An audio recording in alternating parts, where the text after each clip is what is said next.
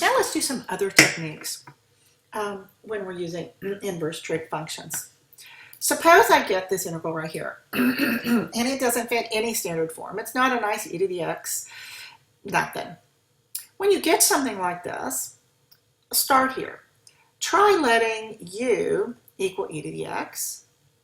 Then du is e to the x dx. Excuse me.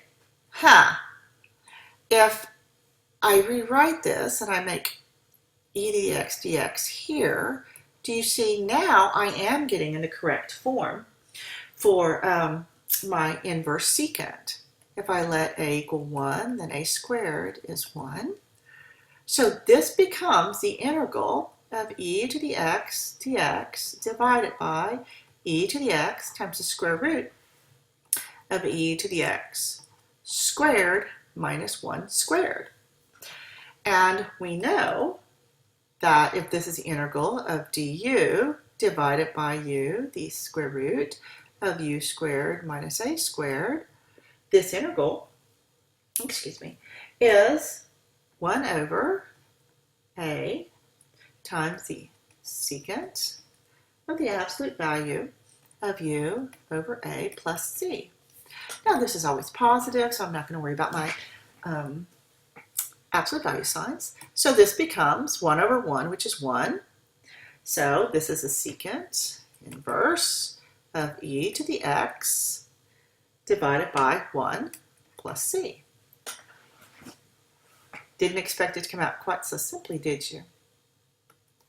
Now, sometimes you're going to need to complete the square.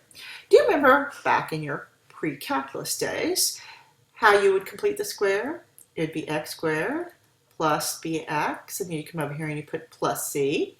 Now you need something that was half of this, but squared. So this is b divided by 2 squared, but what you add you must subtract. All right, remember this. So this becomes x plus b over 2 quantity squared plus c minus b over 2 squared. All right.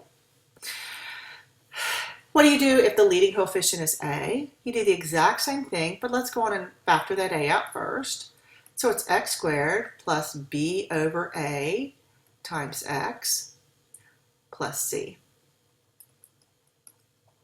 All right. So now I need to do this, but exact same thing. We're going to divide this by 2 and square it. So this is b over 2a squared minus b over 2a squared. All right, so this becomes a times x plus b over a squared plus c over a minus b over 2a squared. And of course we can distribute and multiply out differently. There's your pre-cal review. Now how are we going to use it on a problem like this? Well, just come over to the side and go on and complete your squared. X squared minus 4x plus 7. Now you know this isn't going to simplify very nicely. Okay, half of 4 is 2. 2 squared is plus 4 minus 4. So this becomes x minus 2 quantity squared plus 3. So I'm going to rewrite this integral as dx divided by x minus 2 squared plus 3. Aha! Now I know if I let u equal x minus 2, du is dx. I let a squared equal 3, so a is the square root of 3. So now I can rewrite this as the integral of, dx is du, divided by u squared plus a squared. All right, now you know this is the 1 over a times the inverse tangent of u over a plus c. So now we're going to plug these in. 1 over a, so it's 1 over the square root of 3 times the inverse tangent of u, which is x minus 2, divided by a, which is the square root of 3 plus c. Now remember, math teacher here, I really do not handle radicals in the denominator. This is square root of 3 over 3. Inverse tangent of the square root of 3, x minus 2 divided by 3 plus c. All right. Now sometimes we're going to want to use completing the square when you have a negative coefficient. Suppose I'm trying to find this area right here between 3 halves and 9/4. All right? And this curve right here is f of x is 1 over the square root of 3x minus x squared. All right, so what are we going to do? I'm going to take negative x squared. Now I've got this under here, so I do kind of want to leave the negative coefficient in there, all right? So I've got negative x squared plus 3x. So what I'm going to do is I'm going to factor this negative out. All right, and then I'm going to wind up redistributing it. Now, I need to add 3 halves squared, and then I need to subtract out 3 halves squared. All right, so this is negative x minus 3 halves squared, and then minus 3 halves squared. So this becomes, when I distribute this negative sign back, this integral, well, let me go and write it this way. This is 3 halves squared minus x minus 3 halves squared. So this is the integral from 3 halves to 9/4 of 1 divided by the square root of 3 halves squared minus x minus 3 halves squared. Now these two numbers are the same only by coincidence. Now obviously we're going to let a equal 3 halves, and then we're going to let u, we're going to let u equals x minus 3 halves. So du is just dx. So we're in good shape. So we know this is of the form of the arc sine.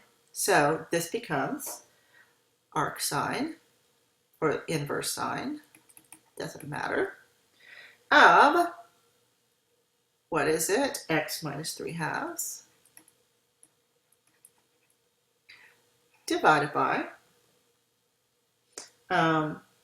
a, which is 3 halves.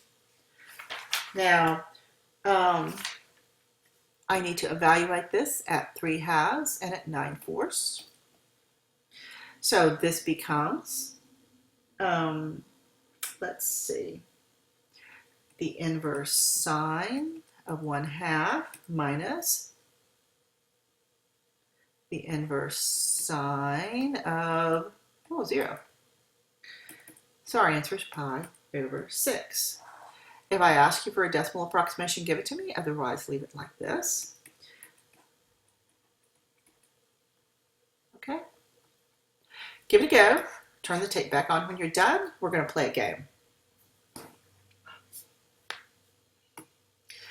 First thing, these are 20 integrations you must know. Memorize them. You're going to have a quiz over them. All right? Now, the game we're going to play is can or can't. Can we solve these or can't we solve these? If I have this integral right here, dx over x, put the square root of x squared minus 1, well, the answer is, well, yes, I can. This is of the form, this is my arc secant. So this is secant of absolute value of x over 1 plus c, which is the inverse secant of x plus c. So yes, I can do this one. What about this one right here? The integral of x dx divided by the square root of x squared plus 1. All I've done is take this x and move it to the numerator. Well, yeah, I can use u substitution. Let u equal, x squared minus 1. Du is 2 x dx. So I needed 2.5. So this becomes 1/2 the integral of, there's du. So this is u to the negative 1/2 du. So it's 1/2 u to the 1/2 divided by 1/2 plus c. So this becomes the square root of u, which is x squared plus 1 plus c. So we can do these. So let's put a yes here. What about this one? Can I do this one? This is the same one we've been doing, but there's just no extra x. And the answer is no, you cannot do this one. We can't do this one with any of our current techniques. Interesting. All right, let's look at this one right here. Now, I've done this one for you previously. Dx divided by x log of x. If I rewrite this as the integral of 1 over x dx times the log of x, and then now it's the log rule. So this is log of the absolute value of log of x plus c. I've already done this one for you. So yes, we can do this one. What happens if I move that x down to the denominator? Well, what if I write this as the integral of 1 over x times log of x to the first power dx? Then we just have the power rule. This becomes, oops, not the integral, but the natural log of x squared divided by 2 plus c. Okay, I'm going to rewrite that. The whole thing is squared. Now what happens when I get rid of the x's? It turns out you can't do this one, not with any of our current techniques. Isn't it interesting? Sometimes the simpler the integral, sometimes those are ones we can't do. So please don't panic when you see ugly and awful, because ugly and awful usually means you have a u to u in there. All right, you do these. Pause the tape, finish your homework when you're done. Have a great evening.